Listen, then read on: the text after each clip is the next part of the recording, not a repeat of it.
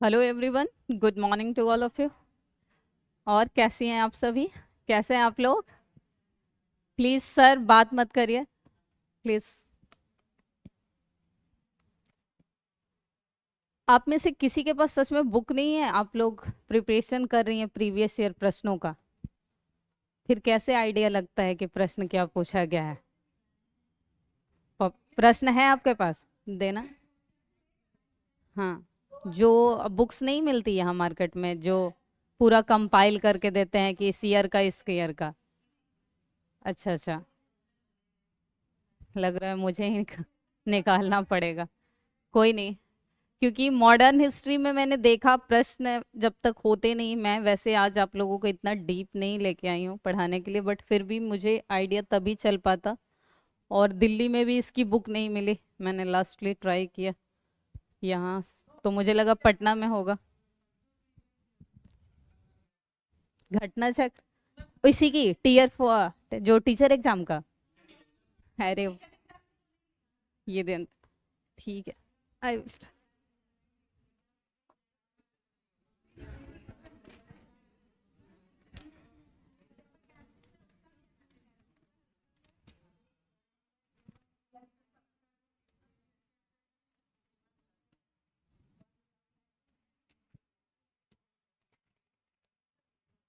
कोई नहीं, पहले पढ़ लेते हैं। मैं ये ले जा सकती हूँ और कल वापस कर सकते हैं।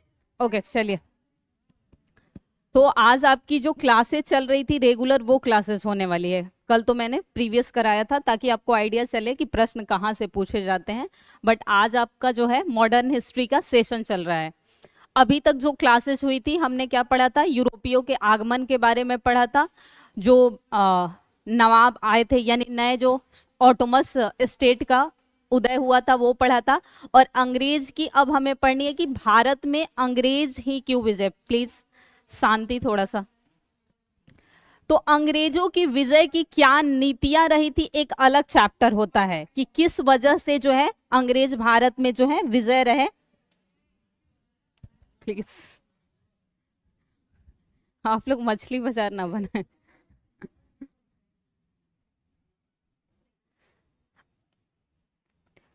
तो भारत में अंग्रेजों के विजय से पहले बहुत सारे जो है संघर्ष हुए, जिसकी वजह से उनका सिर्फ वर्चस्व रह गया।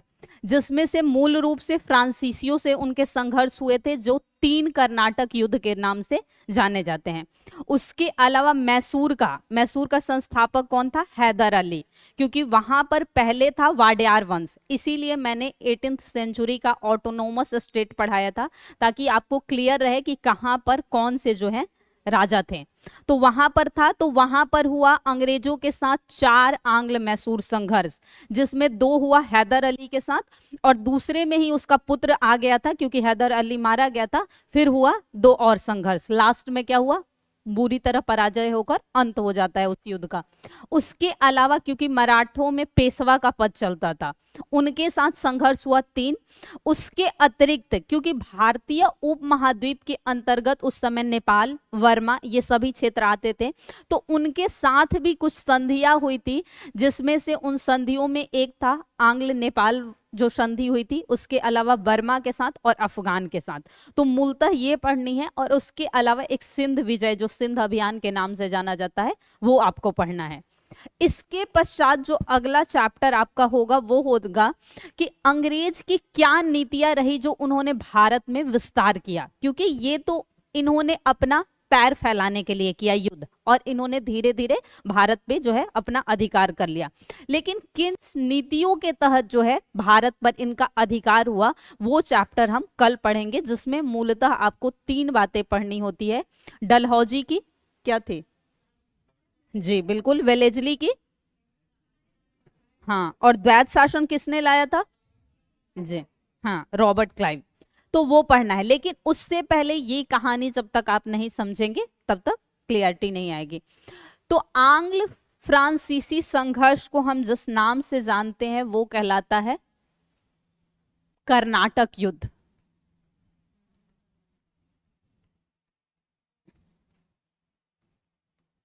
मूल रूप से भारत में चार ही के बीच संघर्ष था। जो यूरोपीय कंट्रीज आई थी, मतलब यूरोपीय आए थे, उनमें चार के बीच, क्योंकि डेनिस का कोई महत्व रह नहीं गया था। डेनिसों ने सिर्फ इतना व्यापार किया और 1745 में वो अपना सब कुछ बेचकर कहाँ चले गए, वापस चले गए थे अपने स्थान पे। तो जब ये संघर्ष चल रहा था तो उसकी वजह क्या थी? एक तो धीरे धीरे 1707 में क्या हुआ, मुगलों का कहीं ना कहीं जो है पतन शुरू हो गया था औरंगजेब की मृत्यु के पश्चात। जो प्रांतीय शासकों का उदय हुआ अलग अलग स्थानों पे, इनमें क्या था, इनमें आपसी जो था कोई भी मेल मिलाप नहीं था, तो ये अलग थे। तो इन चार क्या करते थे, कोई इसके साथ संधि करके व्यापार करता था, कोई इसके साथ संधि करके। तो धीरे धीरे क्या हुआ, इनका जो है मजबूती भारत में यूरोपियों का बढ़ने लगा। फिर क्या हुआ, राजनीतिक संघर्ष में पुर्तगाली भी चले गए और फिर डच भी वापस चले गए। बच्चे अब भारत में आंग्ल और यानी कि अंग्रेज और फ्रांसीसी बचे हुए थे। अब जब दो रहेंगे उनके बीच संघर्ष होना स्वाभाविक चीज है। जब एक फैमिली में भी दो परिवार रहता है जैसे, तो उनके बीच देखिएगा मतभेद होना लाजमी है। तो अब इन दोनों के बीच मतभेद होना लाजमी था, तो यही मतभेद कर्नाटक युद्ध के नाम से जाना गया, जिसमें कर्नाटक के जो है स्थानीय नेताओं का भी कुछ योगदान रहा था। इसके अलावा हैदराबाद के जो स्थानीय, कौन थे हैदराबाद के संस्थापक? हाँ, तो निजाम उल मुल्क जो थे, इन सभी की वजह से हुआ। तो पहला संघर्ष हमें देखने आया जो प्रथम कर्नाटक युद्ध के नाम से जाना जाता है, 1746 से 48 के बीच चला था, जिसे एक और नाम से हम जानते हैं, सेंट टोमे का युद्ध। ये युद्ध शुरू क्यों हुआ था? तो जो इसकी नींव पड़ी थी उसकी वजह थी ऑस्ट्रिया के उत्तराधिकार के लिए युद्ध, यानी जो विदेश में ऑस्ट्रिया है वहां की बात हो रही है। तो इसकी नींव किस वजह से पड़ी थी? क्योंकि कोई भी युद्ध होता है उसके कई कारण होते हैं। जब आप युद्धों के बारे में पढ़ेंगे, एक तो उसकी बीज कहाँ पड़ी, जैसे कि कहा जाता है कि भारत में स्वतंत्रता की जो बीज पड़ी थी वो 1857 के विद्रोह से, यानी रिवोल्ट ऑफ 1857 से। लेकिन उसके फिर भी कई कारण हमने पढ़े, जैसे सैनिक कारण थे, उसके अलावा राजनीतिक थे, आर्थिक कारण थे। तो मेन जो कारण जहां से नींव पड़ी थी वो था ऑस्ट्रिया के उत्तराधिकार का युद्ध।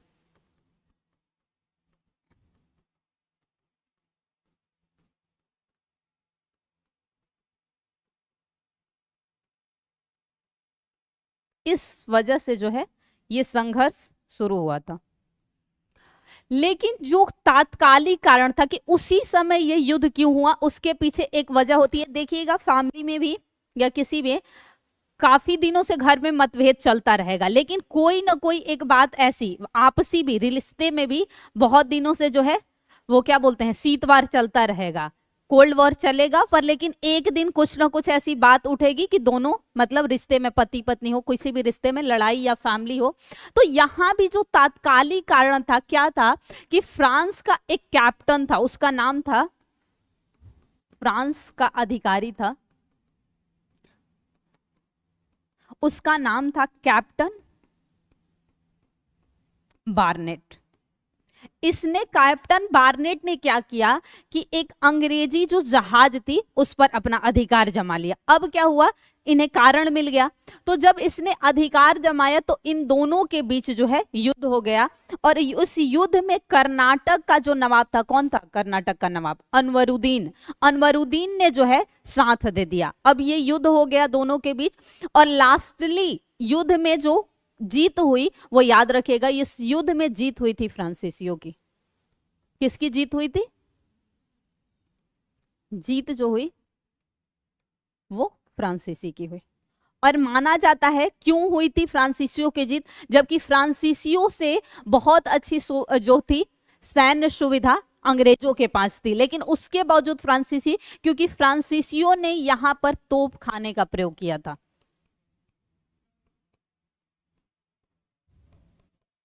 भारत में सर्वप्रथम तोपखाने का प्रयोग किसने किया था? बिल्कुल सही।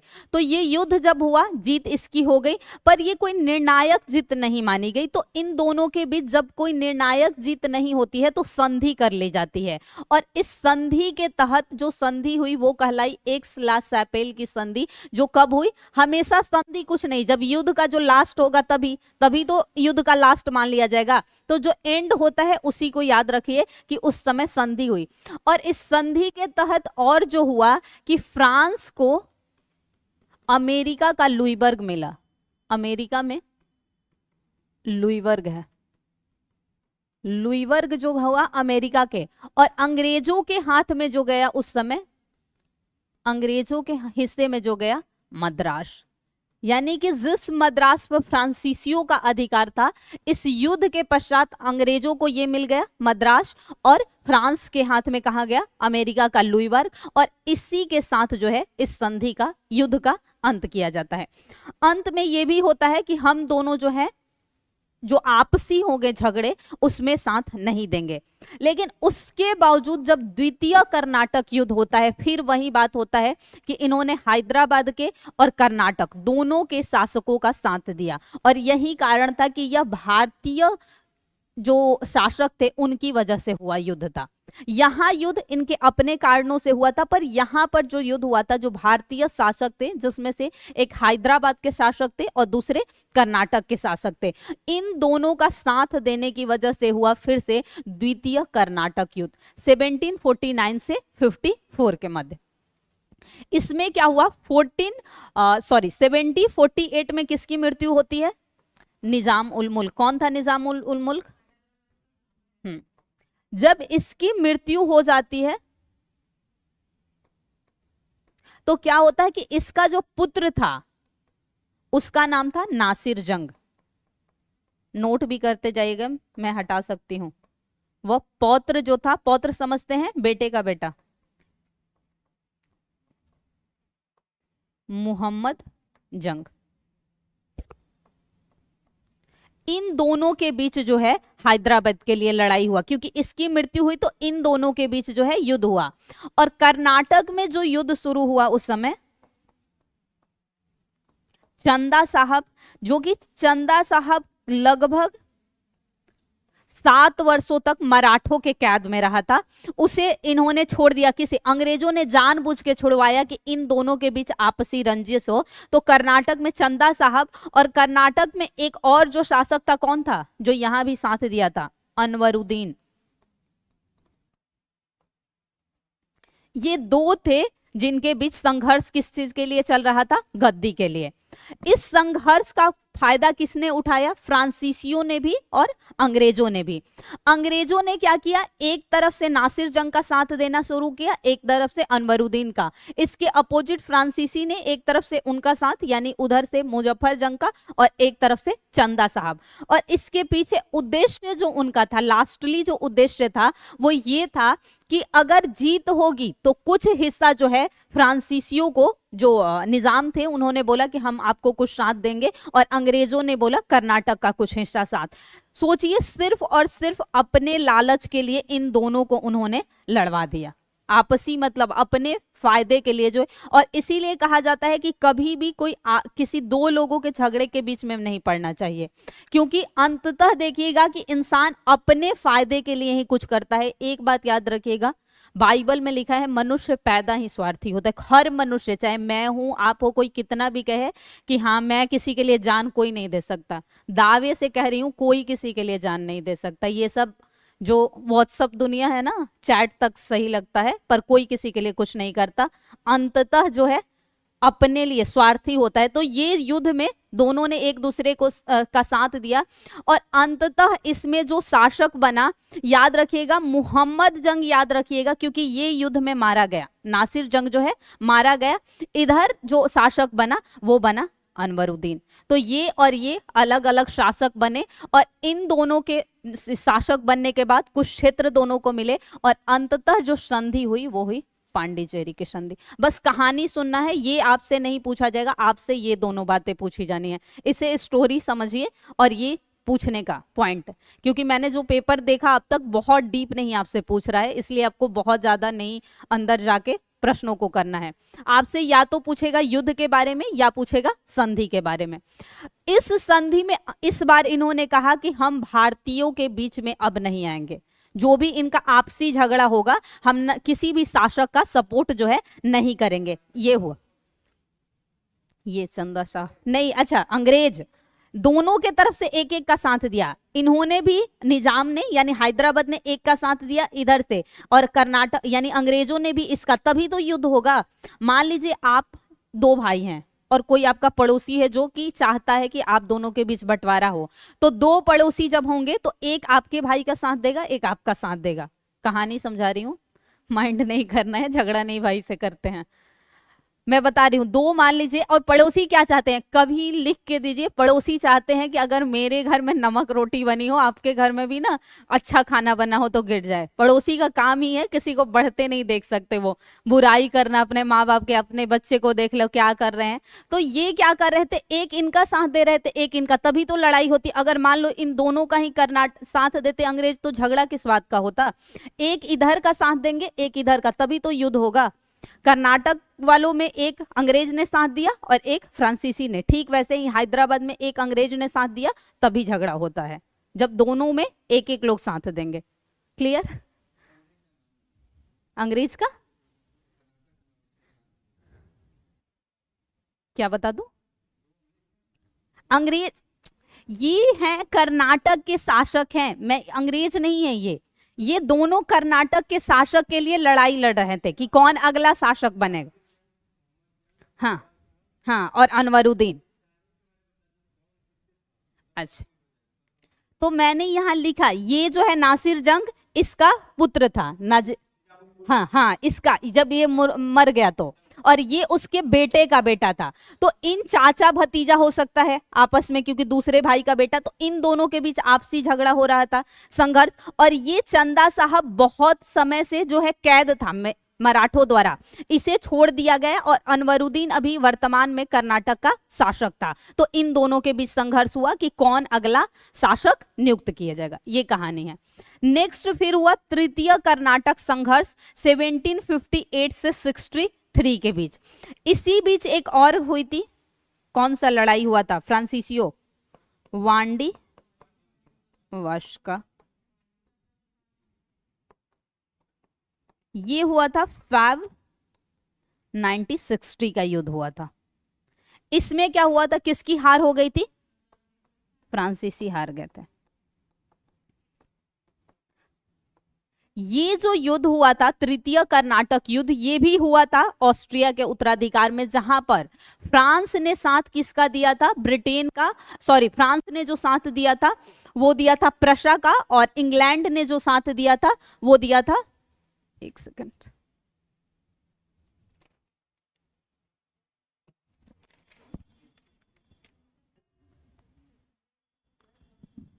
हाँ, और ये फ्रांसीसियों ने जो साथ दिया था वो ऑस्ट्रिया का दिया था, और इंग्लैंड यानी ब्रिटेन ने जो साथ दिया था वो प्रशा का साथ दिया था। ये फिर से भारतीयों के संघर्ष में के लिए युद्ध नहीं था, ये कहां पर, वहां जो संघर्ष चल रहा था ब्रिटेन और फ्रांस। याद रखिएगा यूरोप में, हाँ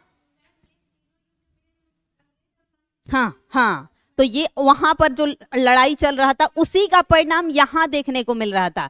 जब यूरोप में ब्रिटेन और फ्रांस के बीच संघर्ष चल रहा था, उसका कहीं ना कहीं जो कह सकते हैं कि चिंगारी यहां देखने को मिली थी। तो हाँ, लेकिन इसमें क्या हुआ था कि इस चिंगारी में भारतीय शामिल हो गए थे, पर यहां नहीं शामिल हुए थे। यहां याद रखिएगा कि दूसरे में जो कारण बना वो भारतीयों का शामिल होना, इन्होंने क्या किया कि इन्हें कह सकते हैं कठपुतली बनाकर ये लड़ाई लड़ी।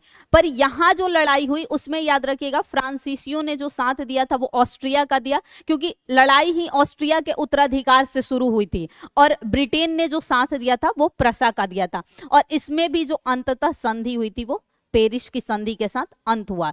इस अंत के बाद ही साथ ये हो गया कि अब जो है फ्रांसीसी भारत में क्षेत्र विस्तार नहीं कर सकते हैं, सिर्फ और सिर्फ एक व्यापारी के रूप में अपना बिजनेस करेंगे इससे, क्योंकि इसमें जीत जो मानी जाती है वो कहीं ना कहीं हो जाती है प्रशा की, और प्रशा की जीत के बाद पेरिस के संधि में होता है कि अब जो फ्रांसीसी हैं क्षेत्र विस्तार नहीं कर सकते, यानी दुर्ग नहीं बना सकते, किले नहीं भारत में बना सकते, सिर्फ और सिर्फ व्यापार कर सकते हैं। हाँ, तो इसलिए यहां से याद रखिएगा अब फ्रांसीसियों का कहीं ना कहीं एक पराजय हो चुकी थी और ये सिर्फ और भारत में एक व्यापारी बन के रह गए थे, ना कि ये किले लगा सकते थे या फिर कोठियां बना सकते थे। फिर क्या कारण रहा कि असफल हुए, ये किन कारणों से जो है फ्रांसीसी असफल रहे और अंग्रेजों का जो है दबदबा भारत पर बनने लगा?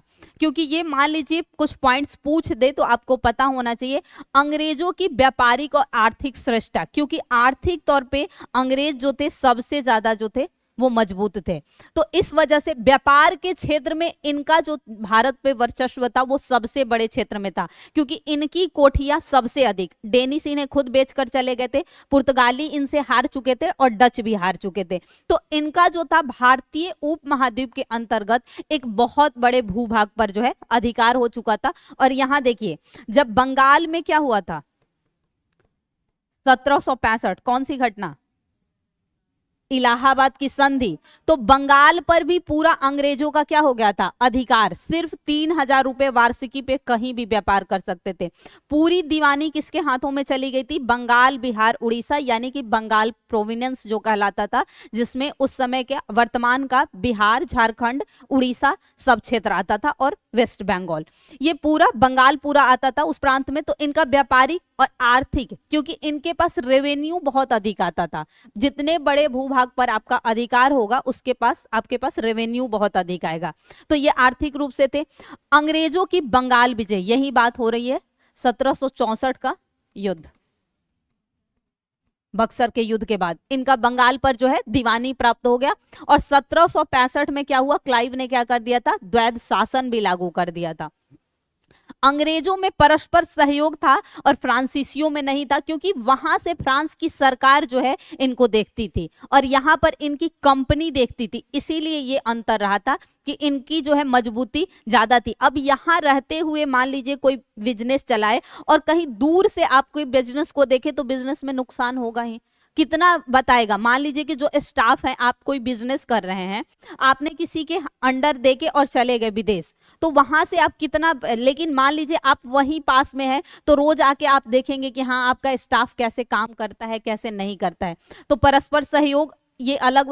अंग्रेजों की तुलना में फ्रांसीसियों का जो सामुद्रिक और सैन्य शक्ति था वो कमजोर था, क्योंकि अंग्रेजों ने जो फारस की खाड़ी, हिंद महासागर, अरब सागर में कई जगह जो है अपने व्यापारिक कोठी बनाकर रखी थी बिजनेस के लिए, जब जाना हो तो अलग अलग स्थानों पे, ताकि व्यापार के लिए जब मान लीजिए यहाँ से यूरोप आपको जाना हो, यूरोप जाने के लिए इधर जाना है इंडिया से होते हुए, तो बीच में कहीं कहीं ठहरने का इसने अपना बना रखा था। तो इसलिए इनके पास सैन्य भी, सामुद्रिक शक्ति भी अधिक थी और इनकी सेना जो थी आधुनिक तरीके से ज्यादा प्रशिक्षित थी, आधुनिक तरीके से प्रशिक्षित थे, ट्रेंड्स जो थे इनके।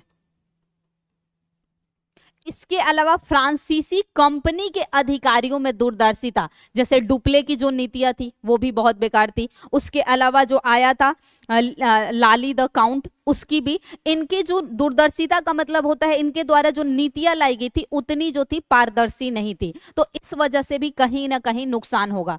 आप जिससे भी अपने, जैसे कि हम किसी भी बिजनेस में या किसी भी कार्य में स्टाफ रखते हैं, अगर आपके स्टाफ को मैनेजमेंट का नहीं पता हो तो आपका कितना भी बड़ा बिजनेस हो वो जो है डुबो देगा। अधिकारी क्यों, आपको क्यों चुना जा रहा है बीपीएससी के थ्रू? हो सकता है कि जैसे पहले टीचर की वैकेंट होती थी वैसे चुन लिया जाए, और आज के टीचर को देखिए और पुराने टीचर, मैं बता रही हूं दावे से कि जब मैं पढ़ती थी मैं गवर्नमेंट स्कूल से पढ़ी हूँ। हमारे समय टीचर ऐसा पढ़ाता था कि 8th तक मैंने पढ़ाई की थी और उसने इतना अच्छा हिंदी ग्रामर, इंग्लिश ग्रामर और मैथ पढ़ाया था कि 10th तक पूरा उसी से निकल गया। और जब वैकेंट हुआ यहाँ पर शिक्षा मित्र का, उसके बाद क्या हुआ कि अब जोड़ घटाव भी नहीं आ रहा है टीचर को। तो जब आपकी प्राथमिक शिक्षा कमजोर हो जाएगी तो याद रखिए, जब जड़ कमजोर होगा ना तो पेड़ कभी मजबूत नहीं हो सकता। और बिहार में शिक्षा कमजोर होने की सबसे बड़ी वजह यही है कि आज आप चले जाइए, मैं दावे से कह रही हूं, जो पुराने, खुद मेरे फादर के समय के शिक्षक और अच्छे थे, आप खुद अपने पापा लोगों से पूछिएगा, उनके समय जो एजुकेशन था ना बहुत अच्छा था। और आज गवर्नमेंट स्कूल की स्थिति ये हुई है कि साधारण क्या, जो मिडिल लोअर नहीं, लोअर फैमिली की बात कर रही हूँ, वो भी नहीं चाहता है कि अपने बच्चे को सरकारी स्कूल में पढ़ाए, क्योंकि उसे पता है कि एजुकेशन एकमात्र रास्ता है जो आपके जीवन को बदल सकता है, कुछ भी नहीं। शिक्षा के अलावा कितना भी कोई आलाप कर ले कि पैसा कमा के बदल सकते हैं, पैसा से आपको पावर मिल जाएगा मान लीजिए, लेकिन पावर अलग तरीके का मिलेगा, पर एजुकेशन से जो बदलाव आएगा ना वो कभी नहीं आता है। एजुकेशन के माध्यम से क्या होता है, आपका सोच बदलता है। देखिए हमेशा मैं सिखाती हूँ, मॉडर्न होने का मतलब ना कपड़े से होता है कि आप कितने मॉडर्न हैं, ना आपके खान पान से, ना रहन सहन से, आपका माइंड कितना। इसीलिए देखिएगा कि बहुत पढ़े लिखे होने के बावजूद भी लोगों के माइंड जो होते हैं ना बहुत नैरो होते हैं, खासकर जैसे फीमेल के प्रति उनकी सोच होगी कि अरे हाँ औरत ही तो है। अभी भी बहुत सारे लोगों को लगता है क्या ही लड़की कितना ही पढ़ा पाएगी, पर वो गलतफहमी के अभी भी शिकार वैसे लोगों को, तो उनका माइंड जो है नहीं ब्रॉड हो सका है। तो इसलिए क्या होता है कि हमेशा जो है आप जिसे चुने वो अधिकारी कितना अच्छे से मैनेजमेंट कर सकता है ना, वो चीज बहुत जरूरी। तो इनके अधिकारियों में जो है पारदर्शिता नहीं थी, जिसमें डुप्ले लाली द काउंट वगैरह को रखा जाता है। अब बंगाल पर अधिग्रहण किन किन कारणों, इन पर बहुत सारी चर्चा हो चुकी है, बहुत कम में विस्तार करनी है क्योंकि मैं पढ़ा चुकी हूं। ब्लैक होल की घटना किसके समय की घटना है, बताते जाइए बस। जी, सिराजुद्दौला का शासनकाल, शासनकाल पढ़ाती हूं तो रिवीजन नहीं जाके करते आप लोग। 1756 से 57। कौन था इससे पहले,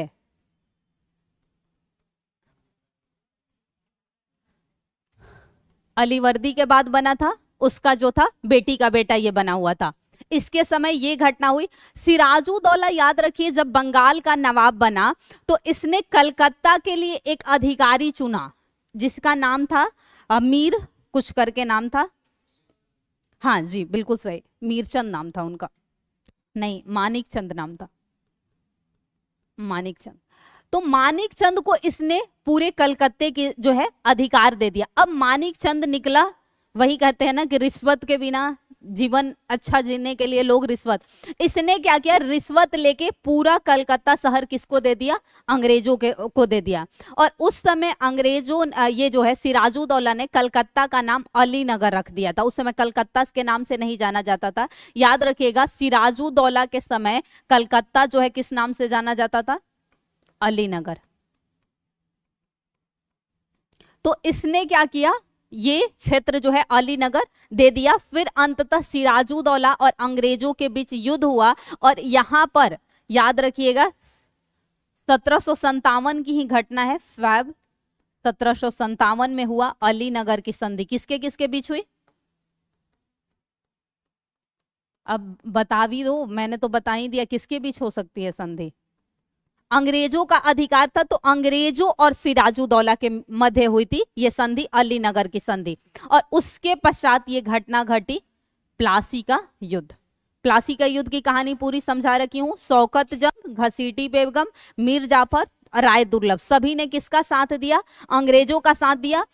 सिराजुद्दौला का साथ किसने दिया था, दो लोगों ने दिया था, मीर मदान और मोहनलाल, लेकिन वो दोनों ही युद्ध में मारे गए थे। और पूरा जो है इसीलिए इसे कहा जाता है कि ये विश्वघात की जीत थी, क्योंकि सबने जो है इसके साथ जो है वो क्या बोलते हैं कपटपूर्ण व्यवहार किया और पूरा किसके हाथों में चला गया, अंग्रेजों के पास। लेकिन इस समय अंग्रेजों को दीवानी नहीं प्राप्त हुई है, सिर्फ और सिर्फ उनके पास एक कठपुतली नवाब आ गई थी। इस घटना के पश्चात अब बंगाल में कठपुतली नवाब,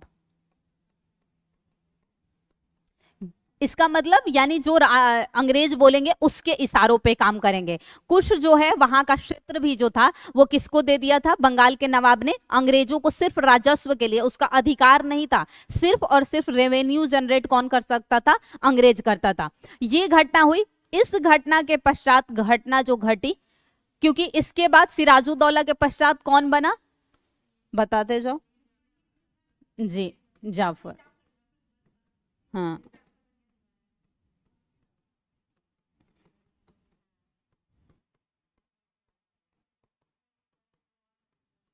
ये रहा 1757 से 60 तक, ये 1760 से 63 तक, और ये 1763 से 65 तक रहा था।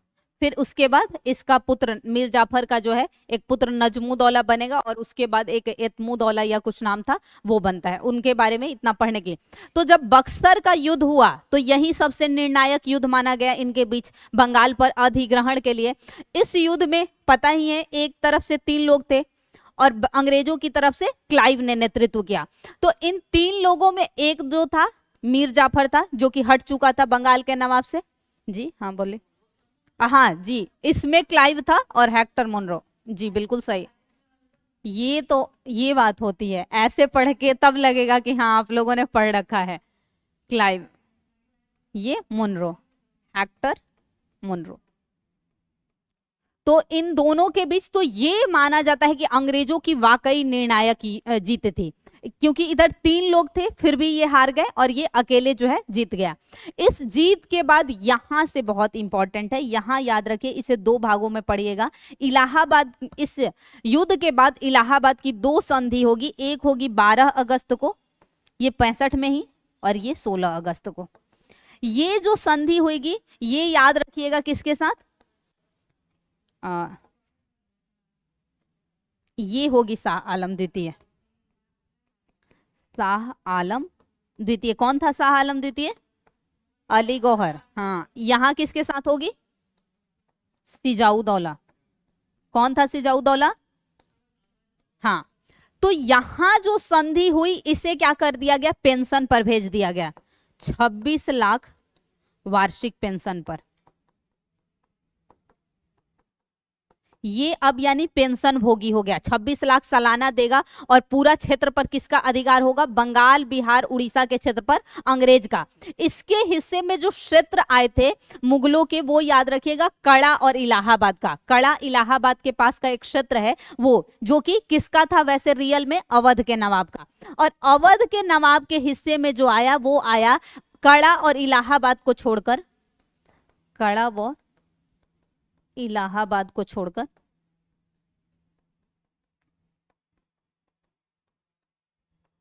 अवध का है, अवध का पूरा भाग। अब क्या हुआ, इसी समय एक और हुआ संधि के तहत कि सिराजुद्दौला के यहाँ जो सैनिक रखा जाएगा सुरक्षा के लिए, वो किसके खर्चे पे, अंग्रेज का सैनिक होगा, खर्च कौन चलेगा, अंग्रेज सैनिक नवाब के खर्चे पर, नवाब के खर्चे पर। और यही इसे क्या कहते हैं, सहायक संधि की नींव पढ़ना, सहायक संधि की बीज यहीं से पड़ गई। माना जाता है कि यहीं से कहीं ना कहीं बीज पड़ी थी, और ये फिर वेलेजली के समय जो है हमें देखने को मिला था। तो इलाहाबाद, तो ये घटना की वजह से क्या हुआ, बंगाल पर पूरा किसका अधिग्रहण हो गया, अंग्रेजों का। तो मैं कहती हूँ बहुत डीप मत पढ़िए, पर ये सब अगर आप भूल जाइएगा तो रिलेट नहीं कर पाइएगा। बहुत डीप मत पढ़िए, पेपर में मैंने देखा बहुत आपसे डीप नहीं पूछ रहा है। आप इतनी बातों को याद रखिए जो जरूरी है, जैसे ये सब कभी नहीं आपको भूलना चाहिए कि बंगाल का नवाब, बंगाल के नवाब में यहाँ के बाद भूल जाते हैं तो कोई दिक्कत नहीं, उससे प्रश्न ही नहीं पूछा जाता है, नजमुद्दौला और एतमुद्दौला। पर यहाँ तक से बार बार रिलेट करके प्रश्न पूछेगा कि किसके बाद जो है कौन शासक रहा था। तो ये पॉइंट्स नहीं भूलने चाहिए, हमेशा याद रखिए। Come to next page. अब यूरोपीय शक्तियों की, अन्य यूरोपियों के मतलब पुर्तगाली, डच, डेनिश और फ्रांसीसियों की तुलना में अंग्रेज क्यों सफल रहे, इनकी व्यापारिक कंपनियों की संरचना और प्रकृति, यानी इनकी जो कंपनी थी भारत में स्टैब्लिश्ड, उनकी संरचना, ऐसा कार्य करने की पद्धति ऐसी थी, इस वजह से ये लोग ज्यादा सही तरीके से काम किए। नौसैन्य सर्वोच्चता, यानी कि जो है आधुनिक तरीके से ट्रेंड जो है इनके पास जो थे सैनिक थे। औद्योगिक क्रांति जो आया उसकी वजह से सैन्य कौशल, अनुशासन, डिसिप्लिन वैसे भी बहुत जरूरी होता है हर चीज, चाहे आपका लाइफ हो, एजुकेशन हो या फिर आप वर्किंग हो, आपके लाइफ में डिसिप्लिन का बहुत महत्व रहता है। अस्थाई सरकार इनकी थी, इसलिए धर्म के प्रति न्यून उत्साह, क्योंकि बाकियों ने ईसाई धर्म के प्रचार पे ज्यादा टाइम दिया था, खासकर डेनिश जो थे उन्होंने बहुत ज्यादा दिया, पुर्तगालियों ने जो है मिशनरी के प्रचार में ज्यादा टाइम दिया था, और ऋण बाजार का उपयोग, यानी कि ये ऐसा लेन देन का काम जो है ज्यादा कर रहे थे। तो इस वजह से जो है ये लंबे समय तक टिके रहे, और कब तक रहे, यहां तक ये भारत में ही रहे, यहां से वो भारत से छोड़ के जाते हैं। आंग्ल मैसूर संघर्ष कितने हुए थे टोटल? 4। अब ये चारों में कुछ कारण हुआ होगा जिसकी वजह से ये युद्ध हुआ होगा, तो थोड़ी थोड़ी स्टोरी इन चारों की समझते हैं, कैसे जो है एक एक हुआ। सबसे पहले मैसूर में किसका शासन था? वहां पर कौन से राजा थे? वाडेयार वंश। जब विजयनगर साम्राज्य का अंत होता है तो उदय किसका हुआ था? वाडेयारों का शासन जो है यहाँ अच्छा हो गया था, लेकिन इनके शासन में जो शासन कर रहा था शासक नहीं था, 2 सेनापति के हाथों में था। एक का नाम नंदराज था और एक का नाम ऐसे ही कोई राज करके है। उन दोनों के ही हाथ में क्या? हाँ बिल्कुल सही, सेनापति जो थे देवराज व नंदराज, इनके हाथों में जो था पूरा जो है वाडेयार वंश का, क्योंकि यहां इसका मूल जो है कोई शासक नहीं था। अब क्या हुआ? हैदर अली, हैदर अली एक साधारण से परिवार में जो है जन्म लिया था, और एक जैसे कि अली, और एक सिपाही के तौर पे जो है भर्ती हो गया। नॉर्मल जो देखेंगे कि जो पुलिस होता है उसमें पुलिस होते हैं, फिर एसआई होते हैं, अलग अलग पोस्टों पे, तो ये नॉर्मल एक पुलिस अधिकारी, साधारण जो सैनिक होता है, कोई अधिकारी नहीं नियुक्त हुआ, ये हुआ। उसके बाद इसने क्या किया? ये डिंडीगुल, जो कि उसी मैसूर के क्षेत्र में है, डिंडीगुल,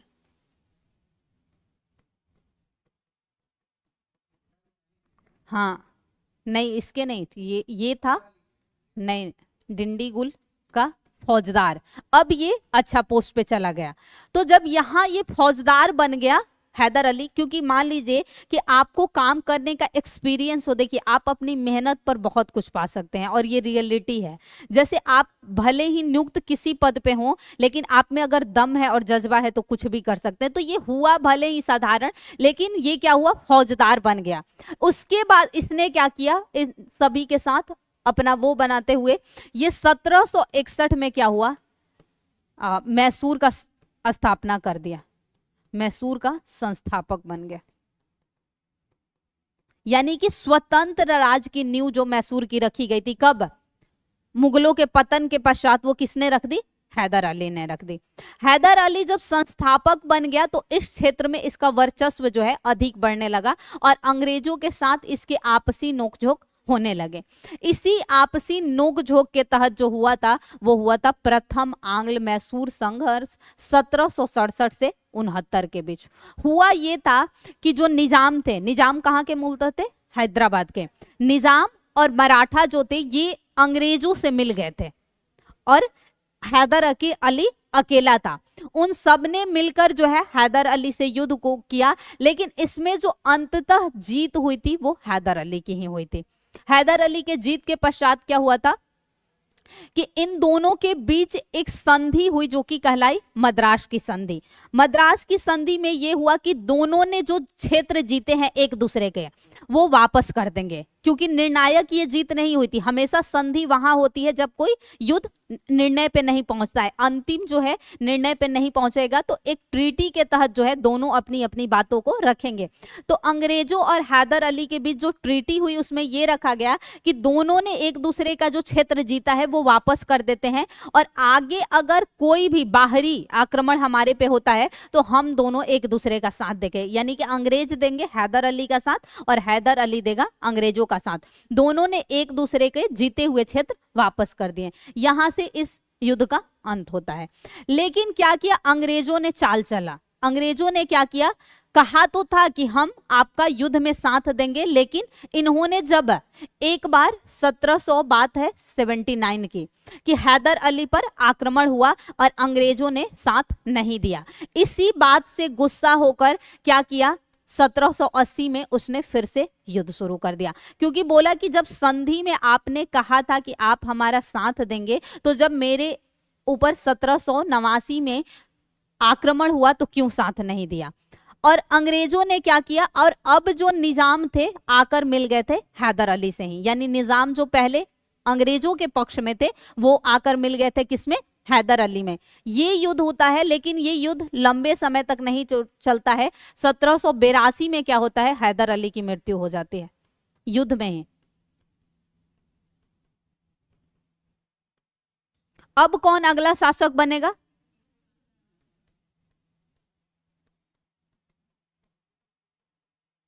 टीपू सुल्तान जो है अगला शासक बनता है। वैसे इधर का चैप्टर जो थोड़ा सा लेंदी होता भी है, 2 चैप्टर होंगे, उसके बाद फिर जो सामाजिक धार्मिक सुधार आंदोलन होंगे वो, फिर युद्ध जो होंगे वो, ये थोड़ा सा होता है, एक दूसरे में बहुत रिलेशन हो जाता है।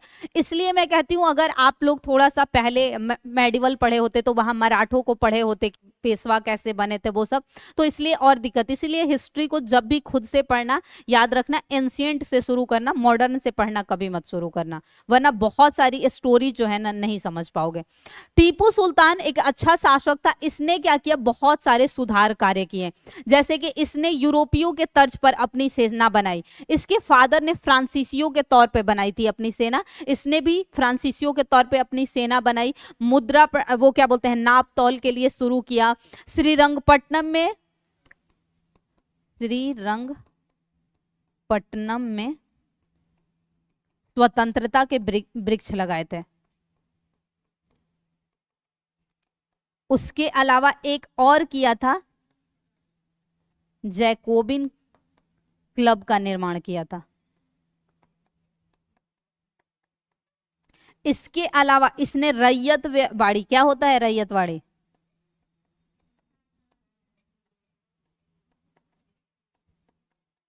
लागू किया था। देखिए भूमि बंदोबस्त के तहत जो 3 नीतियां होती हैं उसमें एक होता है रैयतवाड़ी, 4 होती है। जो सबसे पहले लाई गई थी वो फार्मिंग सिस्टम थी, जिसमें क्या लगता था, बोली लगाई जाती थी। सबसे अधिक जो बोली, यानी जैसे नीलामी करते हैं, आप देखे होंगे कंपनियां नीलामी करती हैं, तो सबसे ज्यादा यदि बोली 1770 की घटना है, 1773 में फिर होती है घटना, और फिर 2 आती है 1820 और एक 1822 में, ये 4 होती हैं। वो पढ़ेंगे हम तो वहां डिटेल से समझ लेंगे। तो बोली जो सबसे अधिक, उसके बाद क्या हुआ, अस्थाई बंदोबस्त ला दिया गया। पहले 1790 में लाया गया और 93 में उसको क्या कर दिया गया, अस्थाई कर दिया गया। 17 है ये, 19 नहीं याद रखना, ये 2 थी। और उसके बाद रैयतवाड़ी होता है, डायरेक्ट किसान कर देगा, यानी बिचौलिया जो जमींदार अभी तक होते थे उन्हें हटाकर किसे रख दिया जाएगा, किसानों को। तो ये सभी काम किए थे। उसके अलावा माप तौल प्रणाली, ये सब मान लीजिए पूछ लिया जाएगा।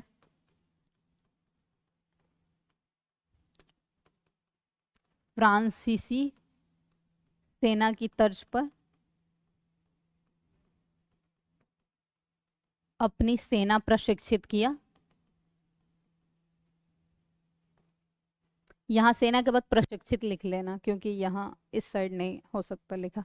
तो यहां इसने ये सभी काम किए। मंगलौर की संधि के साथ जो है इसका अंत हो जाता है। किस युद्ध का?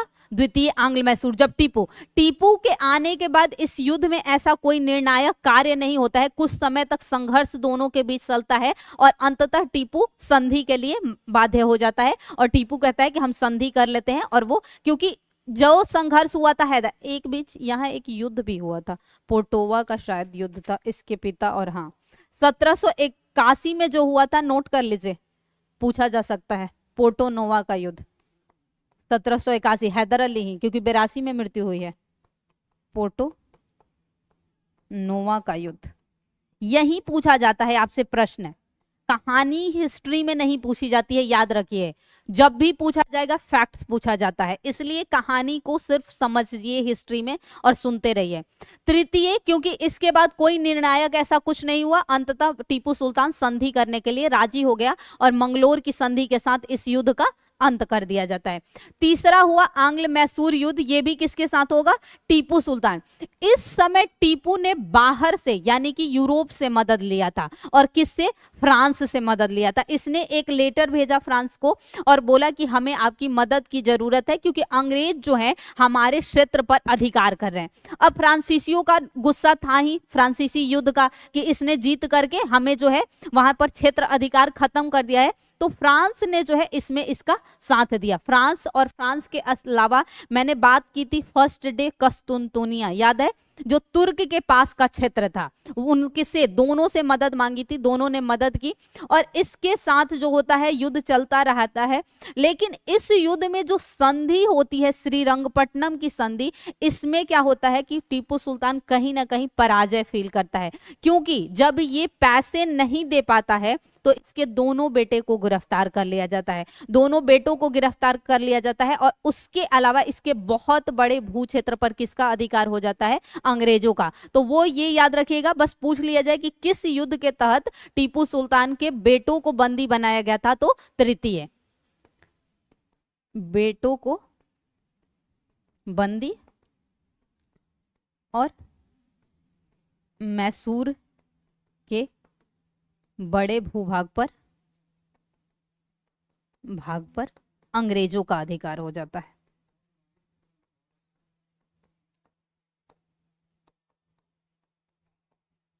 ये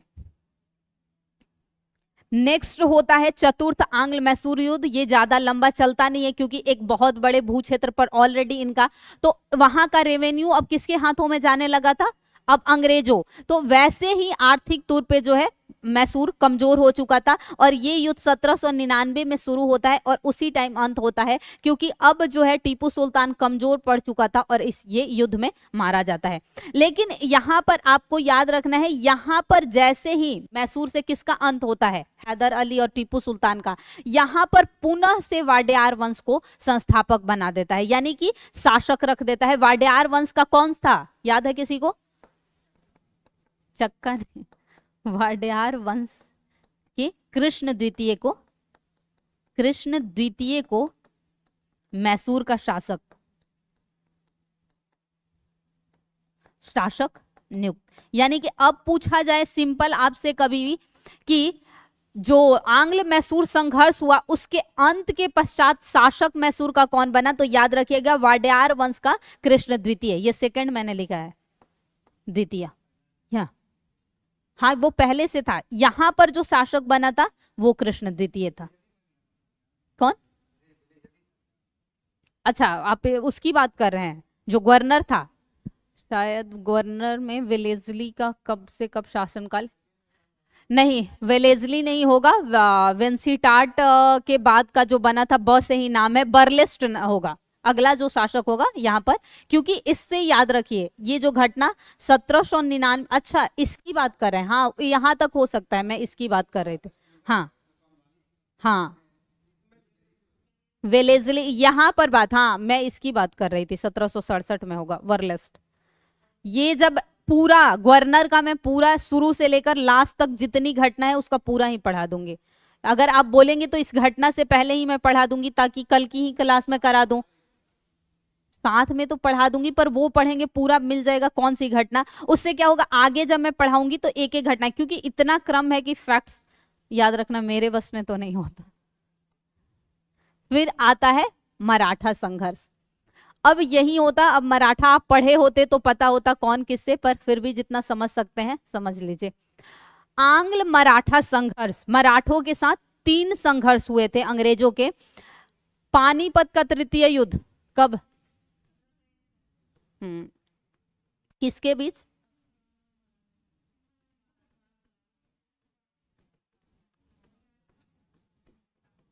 1761। मराठा, मराठा में साथ किसने दिया था? सदाशिव राव भाऊ, इनका पूरा नाम था। और अहमद शाह अब्दाली, ये किसकी तरफ से साथ दिया था? अफगान की तरफ से। इसके अलावा याद रखिएगा, अवध का जो नवाब था सुजाउदौला, इसने भी साथ किसका दिया था? अहमद शाह अब्दाली का। और जीत अंततः किसकी हुई थी इसमें? अफगानों का। और बुरी तरह माना जाता है कि पराजित हो गए थे मराठे। मराठे जो थे यहाँ पर एकदम जो है कहीं ना कहीं इनका अंत नजर आने लगा था। उसी के पश्चात शुरुआत हुई थी आंग्ल और मराठों, यानी अंग्रेजों और मराठों के बीच संधि।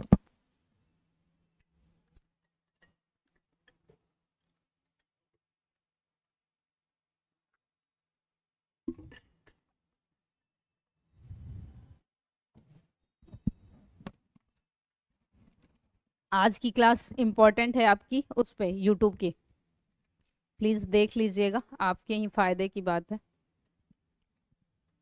अब जब ये 1761 में हुआ तो सदा शिवराव भाऊ था। इसके बाद याद रखिएगा 1761 में जो मराठा में शासक था वो था माधवराव। माधवराव ने सोचा कि हमारी जो स्थिति है वो बहुत कमजोर हो गई है, तो क्यों ना हम अपनी स्थिति को सही करें। इसका शासन लगभग रहा था 1761 से 72 के आसपास तक जो है शासन किया था, या कम ही किया था, मतलब 1761 में शुरू किया था।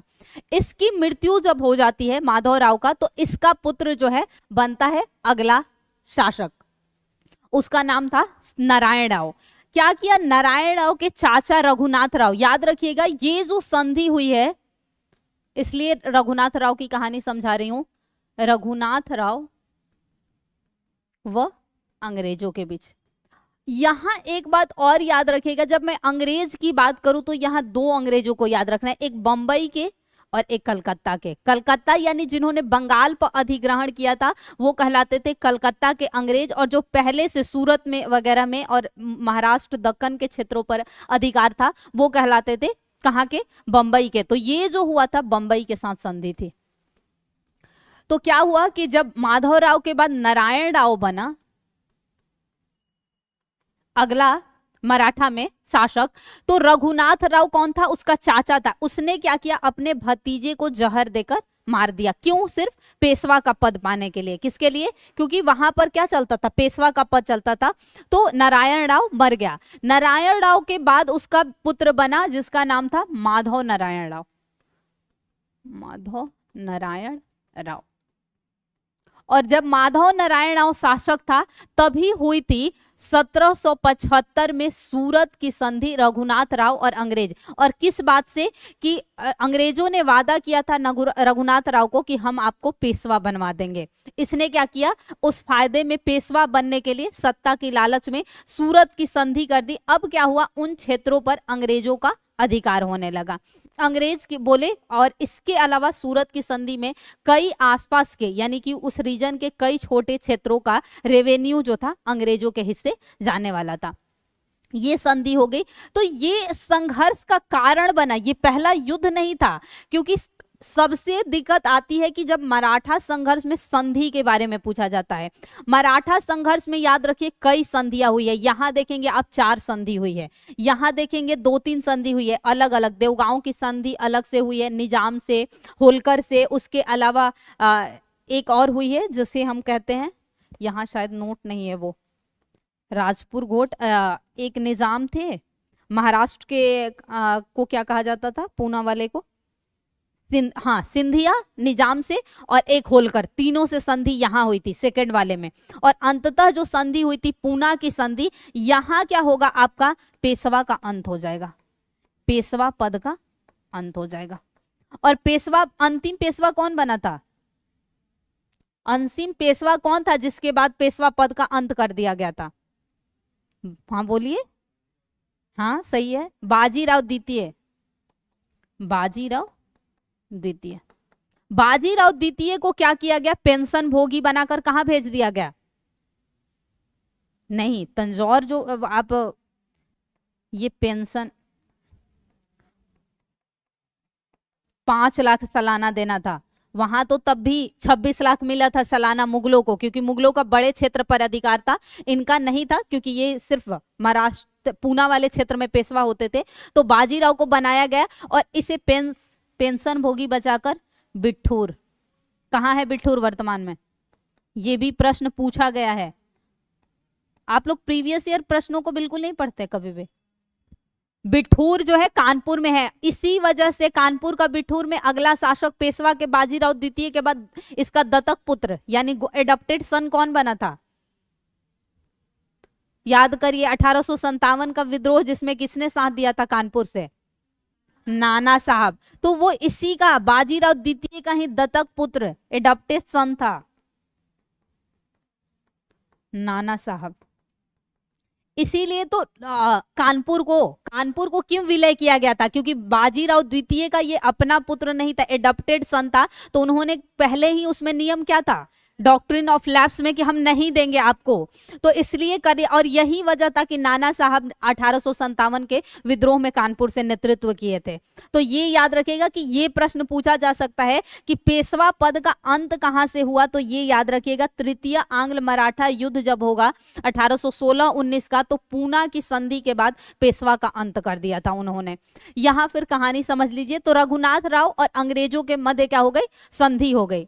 फिर क्या हुआ, इसी संधि के पश्चात अब संघर्ष शुरू हुआ, क्योंकि रघुनाथ राव को पेशवा बनना था। युद्ध सिर्फ इन्होंने वादा किया था, यहां इसे पेशवा बनाया नहीं गया था। इन्होंने कहा कि अगर आप हमसे संधि करोगे तो हम क्षेत्र जीतकर आपको पूना का पेशवा बना देंगे। फिर अब शुरू होता है संघर्ष के बाद प्रथम आंग्ल मराठा युद्ध। कब हुआ? 1775 से 82 के बीच चला था। इस युद्ध में जो है 4 संधियां हुई थी, प्लीज हाला मत करिए। पुरंदर की संधि 1776 में, बड़गांव की संधि जो है निर्णायक संधि नहीं मानी गई थी, प्लीज साइलेंट। सालाबाई की संधि 1772 और बसीन की संधि हुई थी सबसे अंत में 1700, और यही संधि द्वितीय का कारण बनी थी, द्वितीय आंग्ल मराठा का। पर ये समझ में पूरी कहानी जब मैं मराठा समझाऊंगी तब आएगा, क्योंकि वहां आपको पता होगा कि पेशवा जो थे कौन किस में, और किस पेशवा के समय कौन सा युद्ध हुआ था। इसी बसीन की संधि की वजह से जो है ये युद्ध शुरू हुआ था। यहां याद रखिएगा देवगांव की संधि और राजपुर, एक मुझे याद नहीं आ रहा है जो होलकर के साथ हुई है संधि, राजपुर हुई ही होलकर के। अच्छा, भोसले कहाँ के थे और सिंधिया कहाँ के थे? ग्वालियर के कौन थे? हाँ, तो जो ये हुई है देवगांव की संधि, ये हुई है भोसले के साथ। भोसले कहाँ के थे जी? और राजपुर घाट की संधि हुई है जो होलकर के साथ। होलकर कहाँ के थे? इंदौर। और एक और संधि हुई है द्वितीय आंग्ल मराठा के, सुरजी अर्जन गांव की संधि। ये कौन थे? अभी बोला, बिल्कुल, ये भी हुआ था 1803 की ही संधि है। ये जो हुई थी सिंधिया। सिंधिया कहाँ के थे मूल रूप से जी? अभी भी तो उनका पुत्र है, क्या नाम है उसका, सिंधिया, राजनीति में। हाँ, ये संधि हुई थी। तो ये कहानी तब समझ में आएगी जब पेशवा के क्रम को आप समझेंगे कि कौन पेशवा के समय क्या संघर्ष हुआ था, तो ये क्यों संधियां करनी पड़ी थी। इसके लिए आपको मराठा जो है संघर्ष पढ़ना पड़ेगा। पर पूछा जो जाएगा यही पूछा जाएगा, आपको संधि याद होनी चाहिए, कब कौन सी संधि हुई है। इसमें जो संधि पूछी जाती है, 2 संधि कई बार पूछी गई है, जिसमें से ये मोस्ट इंपॉर्टेंट है, क्योंकि इसने क्या करी थी, इस युद्ध का नींव रखा था और इसने पेशवा का अंत कर दिया था। ये भी मोस्ट इंपॉर्टेंट है 2, क्योंकि यहीं से कहीं ना कहीं जो है पेशवा पद का अंत हुआ था, और पेशवा जो थे अब क्या बन गए थे, पेंशन भोगी बन गए थे। तो ये था आंग्ल मराठा संघर्ष। एक तो किस वजह से पराजय हुआ? क्योंकि मराठे, और यहां याद रखिएगा पराजय होने के पश्चात जब पेशवा का पंथ अंत कर दिया गया तो शिवाजी के जो वंशज होते उनको बनाया गया था। मराठा में जो अगला शासक अंग्रेजों ने, शासक ये उन लोगों को नियुक्त करते थे जो कि कठपुतली सरकार, यानी उनके इशारों पे। तो कोई भी व्यक्ति कब बनेगा? राजनीति में आज भी आप देखते हैं कि जब पार्टी बदलती है, चाहे वो सरकार हो या विपक्ष हो, विपक्ष में भी कुछ नेता जब सरकार की तरफ बढ़ते हैं तो किस लिए? सिर्फ और सिर्फ अपने फायदे के लिए। तो यहां जो बनेगा अगला शासक मराठा का, अगला शासक शिवाजी का वंशज।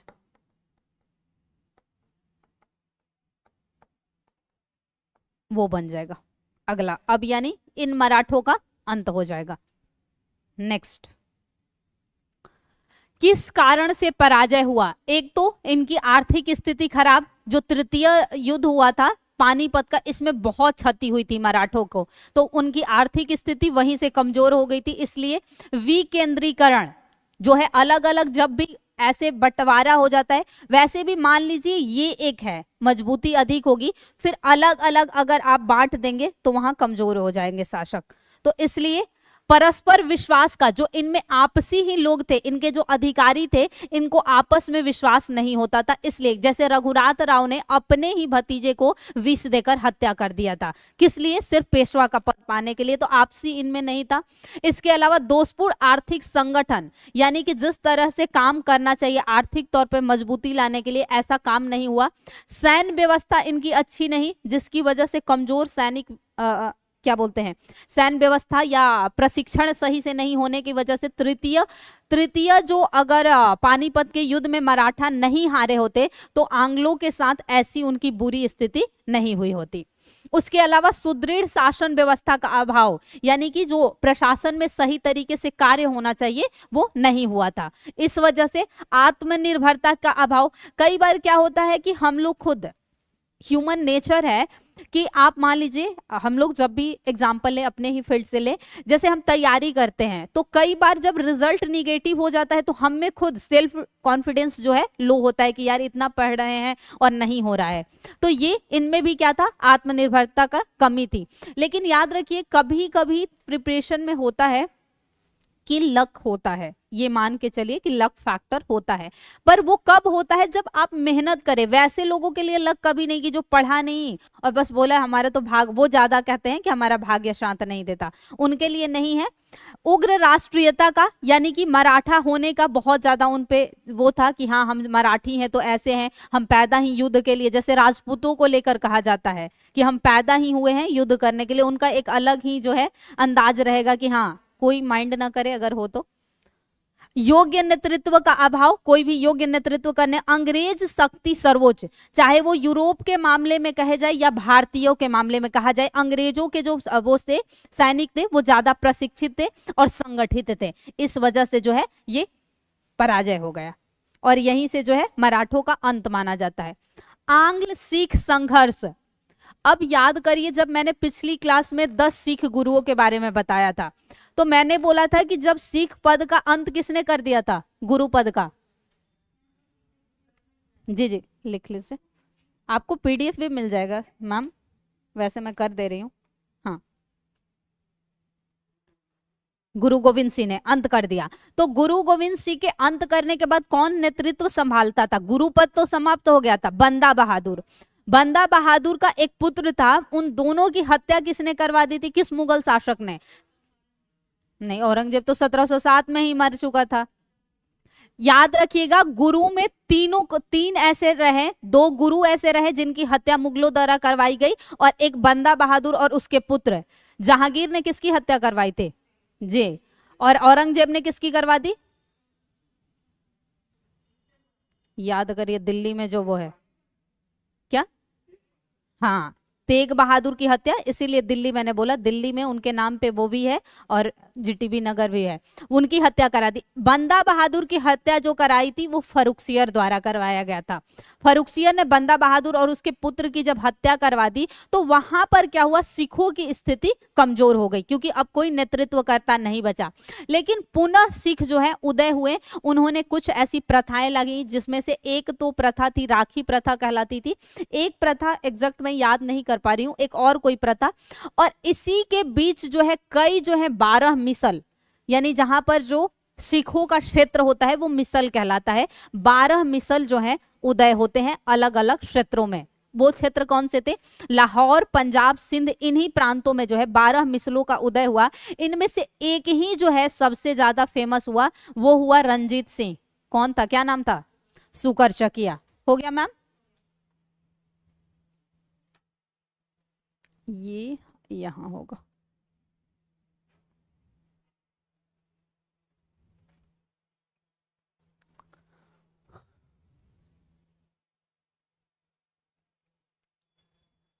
आंग्ल सिख संघर्ष, तो रणजीत सिंह मिसल सुकरचकिया का ही वो रहा, शासक रहा। 1780 से 80 है 1839 तक रहा था और अंग्रेजों के साथ इसका संघर्ष हुआ था।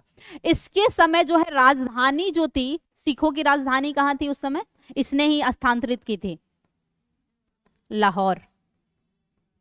याद रखिएगा सिख का जो मुख्य क्षेत्र कौन था, वेस्ट, नॉर्थ वेस्ट वाला, यानी जिसमें पंजाब प्रांत, सिंध प्रांत, जिसमें लाहौर वगैरह ये सभी रीजन आते थे। तो इसने अपनी राजधानी कहां बनाई थी, लाहौर बनाई थी।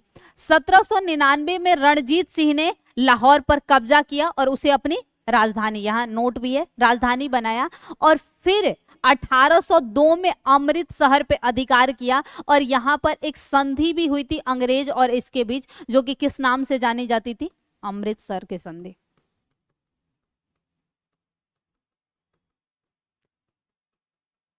शायद 1804 या कुछ में हुआ था, एक मिनट।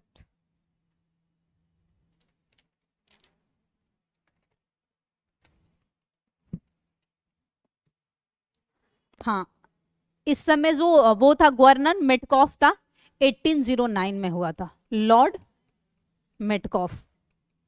कल मैं यही पढ़ा दे रही हूं ताकि कम से कम आपको घटनाओं के समय गवर्नर का याद रहे, वरना दिक्कत होगी कौन सा गवर्नर किस समय रहा था, मेटकॉफ। फिर ये जो संधि हुई तो रणजीत सिंह ने फिर क्या किया, 1814 में अफगानिस्तान के शासक से कोहिनूर भेंट, इसी को कोहिनूर भेंट मिला था, किसके शासक से, अफगानिस्तान का जो शासक था जिसने कोहिनूर भेंट दिया था। जो अंतिम सिंह संघर्ष होगा तो इसका जो उत्तराधिकारी बनेगा रणजीत सिंह का, उसमें अंतिम उत्तराधिकारी कौन था, सुकरचकिया मिसल का अंतिम कौन था, पूछा हुआ प्रश्न है, अंतिम शासक दलीप, याद आया कुछ, दिलीप नाम था या दलीप नाम था उसका, ये इसने क्या किया था, ये 5 लाख रुपए पे ये पढ़ने ब्रिटेन गया और इसने ब्रिटेन को जो है वहां के शासक को जो है कोहिनूर यहीं दे देता है और वहीं फिर वहां ताज में जो है कोहिनूर चला जाता है। ये दिलीप सिंह की वजह से ऐसा हुआ, जो कोहिनूर उनके हाथों में चला गया। तो अफगानिस्तान के शासक से इसे मिला था। फिर वही इसका जो है 1839 में रणजीत सिंह मर जाता है, रणजीत सिंह के बाद शासक बनते हैं, जिसमें अंतिम याद रखिएगा पूछेगा दिलीप सिंह। और दिलीप सिंह तृतीय संघर्ष में ये क्या करता है, ये पढ़ने ब्रिटेन जाता है और फिर ये अपने साथ ही कोहिनूर जाके किसे दे देता है, ब्रिटिश ताज में चला जाता है कोहिनूर। तो ये संघर्ष पहले देख लीजिए, सॉरी,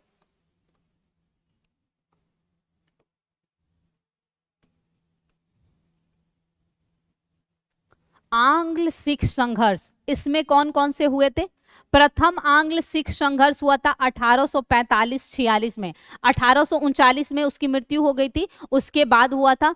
इसमें जो है कारण जो था आंग्ल सिख संघर्ष का हुआ था, सिखों के बीच जो ये संधि हुई थी लाहौर की, ये हुई थी 46 में इन्होंने इस संधि के तहत, क्योंकि उस समय जो दिलीप था यानी कि जो शासक बहुत अल्पायु कम एज का था, तो क्या किया इन्होंने, क्या किया अंग्रेजों ने इसे लाहौर का राजा घोषित कर दिया, लेकिन वजीर किसी और को, जो संरक्षण जो देखरेख करेगा वो लाल गुलाब नाम था, उसे नियुक्त कर दिया। यानी कि जो संधि कर दी गई तो याद रखिए दिलीप कुमार को क्या बना दिया गया, दिलीप कुमार को महाराजा, इन्हें जो उपाधि मिली थी महाराजा की बनाया, वो वजीर इसका जो नियुक्त किया गया वो गुलाब, लाल गुलाब को, लाल गुलाब शेख। लेकिन अंग्रेजों ने चालाकी चली, क्या की, कश्मीर का जो क्षेत्र है किसी और राजा को बेच दिया। अब क्या हुआ, जब ये बात सिखों को पता चली कि ऑलरेडी हमारे पास वो जो है हमारे साथ संधि थी ही, दिलीप कुमार को महाराजा बनाया गया था, इन्होंने क्या किया, अंग्रेजों ने कश्मीर का क्षेत्र कश्मीर के किसी और राजा के हाथों बेच दिया। अब क्या हुआ, इस बात पर दोबारा इन दोनों के बीच संघर्ष हुआ और फिर से एक संधि होती है जो कि कहलाती है भैरोवाल की संधि। ये भी जो है संधि 1446 की है, बट ये शायद शुरुआती मार्च की है और ये नवंबर दिसंबर में संधि की गई। इस संधि के बाद ही किया गया था कि दिलीप कुमार जब तक कम एज यानी अल्पायु खुद से नहीं नेतृत्व कर सकते हैं, तब तक इनको पूरा जो सिंध का प्रांत है उस पर किसका अधिकार होगा, सिंध प्रांत पर दिलीप के अधिकार में रहेगा, प्रांत का शासक नियुक्त कर दिया गया। इस संधि में याद रखिएगा, लाहौर संधि में एक और बात कही गई थी, लाहौर के संधि में ही कहा गया था सतलज नदी, याद करिए ये रीजन,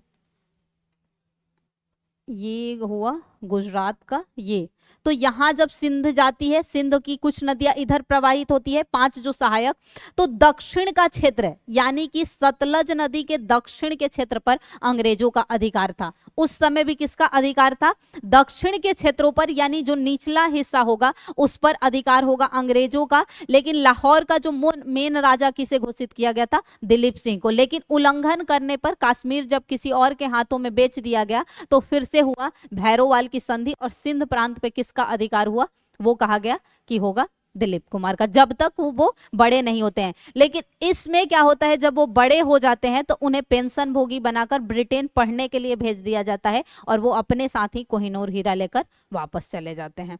तो द्वितीय सिख संघर्ष जो हुआ था 1848 से 49 के बीच चला था और इसके बीच हुई थी रामनगर की संधि 1848 में। चिलिया गांव का युद्ध एक हुआ था 1849 में। ये 2 युद्ध थे और इसके बाद जो है सिखों का अंत, यहीं से जो है सिख संघर्ष खत्म हो जाता है और दिलीप भी क्या हो चले जाते हैं, पेंशन भोगी हो जाते हैं। मतलब एक एक करके आप कह सकते हैं कि जो कुछ मजबूत यहाँ प्रांतीय शासक थे उन सबको अंग्रेजों ने क्या कर दिया, परास्त कर दिया। एक एक करके सबके साथ संधि के तहत क्या किया, उन सबका अंत कर दिया और हर जगह क्या अपने कठपुतली सरकार रख दिए जो कि इनकी बात हाँ में हाँ करे। जैसे यहाँ पर अंत करके इन्होंने मराठों को शिवाजी का जो है वंशज को बनाया, तो वो किस आधार पे बने होंगे कि जो हम कहेंगे आप हमारी बात मानेंगे। और यहीं से कोहिनूर हीरा किसके हाथों में चला गया,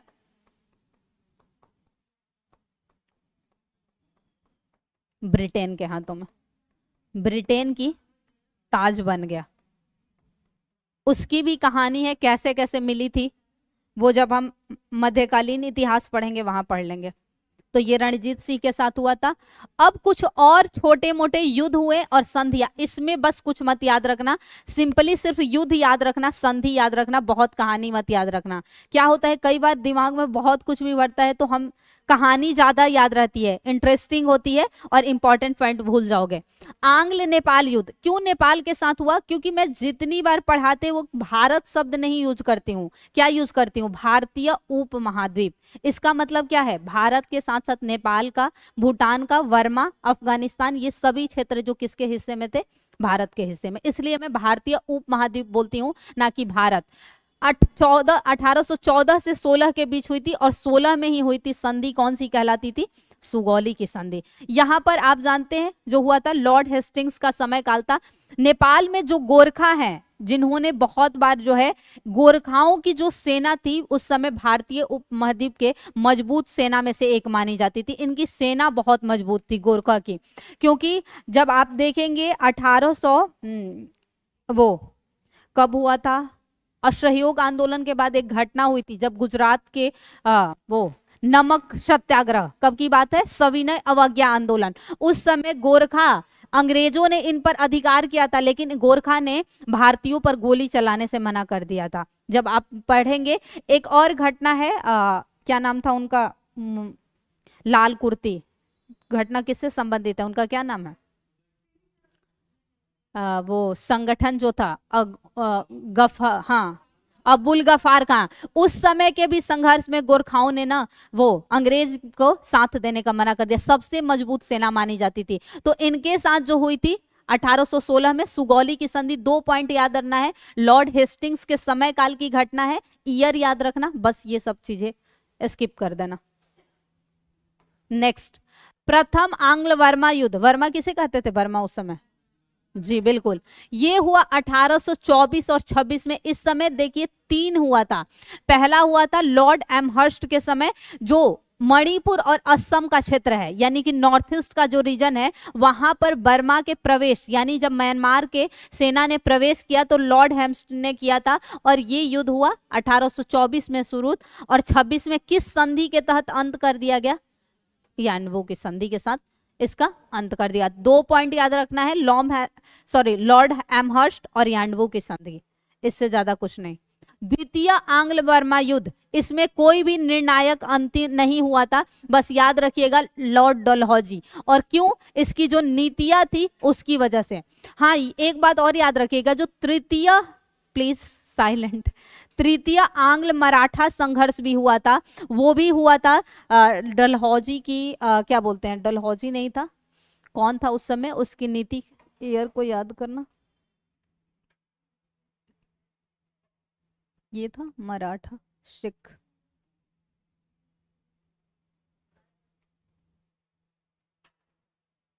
तृतीय आंग्ल मराठा युद्ध जब हुआ था, इस समय जो था ये भी, हाँ ये था लॉर्ड यहाँ जो था इसके समय, नहीं हेस्टिंग्स था, लॉर्ड हेस्टिंग्स क्या,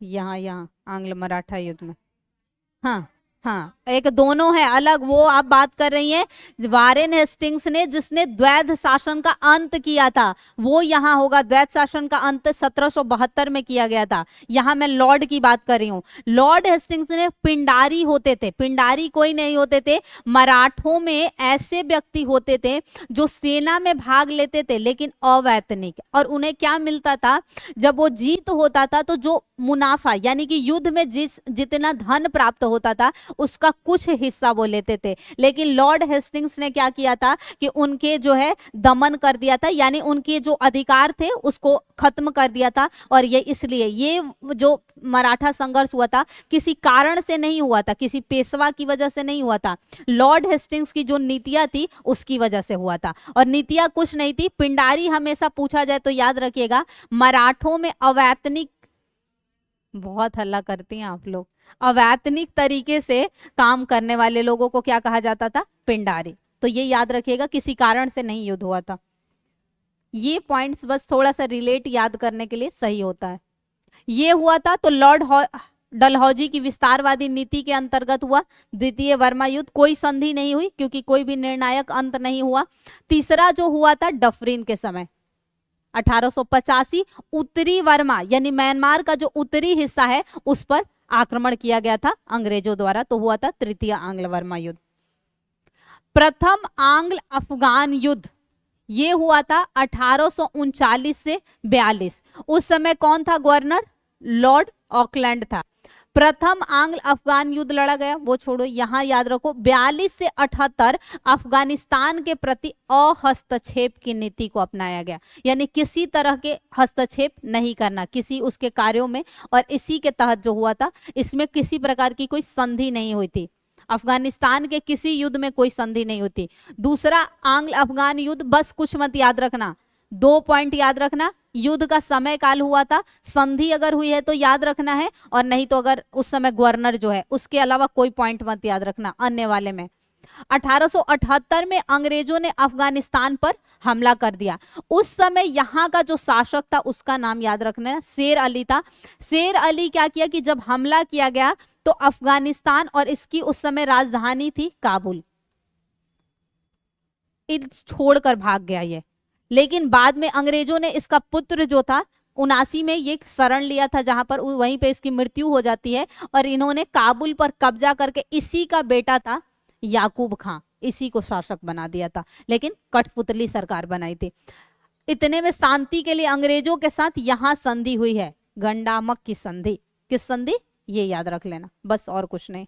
अमीर के रूप में मान्यता, यानी कि ये जो है उपाधि दे दी गई उसके बेटे को, बस सिंपल सी बात, बहुत ज्यादा याद रखने की जरूरत नहीं है। तृतीय आंग्ल अफगान युद्ध 1919 की घटना, 1914 से 18 में प्रथम विश्व युद्ध हुआ था। रूस की क्रांति, ये कहां की बात हो रही है, वर्ल्ड हिस्ट्री जब पढ़ोगे तब समझ में आएगा।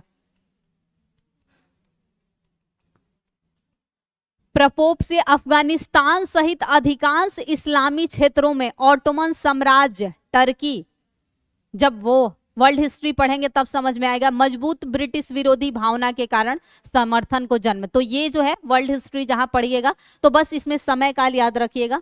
और ये लास्ट था सिंध अभियान 1843 का, इसमें एक पॉइंट याद रख लेना, गवर्नर जनरल एलनबरो के समय हुआ था, और सिंध पर किसका अधिकार हो गया था, अंग्रेजों का। अंततः हर जगह पर क्या किया था, अंग्रेजों ने अपना अधिकार और वर्चस्व किया था, और इसी के तहत जो है ये इतने समय काल तक जो है भारत में टिके रहे। आए कब थे अंग्रेज,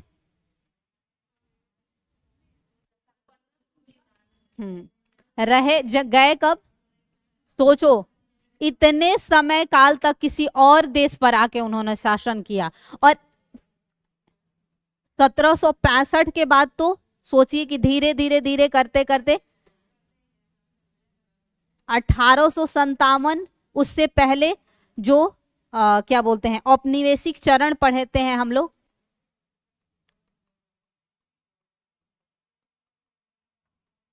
इसमें 3 पढ़ते हैं। एक कृषि के क्षेत्र में वाणिज्यिक जो चरण होता है, जिसमें इन्होंने क्या लागू कर दिया था, इन्होंने लागू किया था कि आप नकदी फसलों की खेती करें, खाद्य फसलों की खेती नहीं करें, क्योंकि नकदी फसलों में आज भी गन्ना हुआ, जूट की अगर आप खेती करेंगे तो लाभ ज्यादा होगा, लेकिन खाद्य फसलें अगर आप कम उपजाएंगे तो भूखमरी बढ़ेगी, तो वो चरण आया। उसके बाद इन्होंने एक चरण लाए जिन्होंने सेवा बैंकिंग वगैरह की शुरुआत हुई, तो उसका थोड़ा सा लाभ भारतीयों को मिला था, जैसे रेलवे का विकास किया गया, बैंकिंग लाया गया, जो औद्योगिक क्रांति आई उसके बाद हुआ था। और एक था भू राजस्व की नीतियां, तो ये पढ़ेंगे नेक्स्ट चैप्टर में।